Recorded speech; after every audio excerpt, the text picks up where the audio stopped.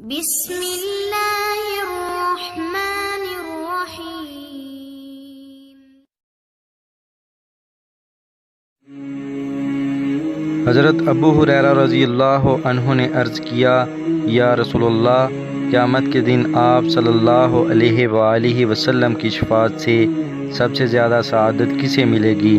تو رسول اللہ صلی اللہ علیہ وآلہ وسلم نے فرمایا، اے ابو ہریرہ رضی اللہ عنہ، مجھے یقین تھا کہ تم سے پہلے کوئی اس کے بارے میں مجھ سے دریافت نہیں کرے گا، کیونکہ میں نے حدیث کے متعلق تمہاری حرص دیکھ لی تھی۔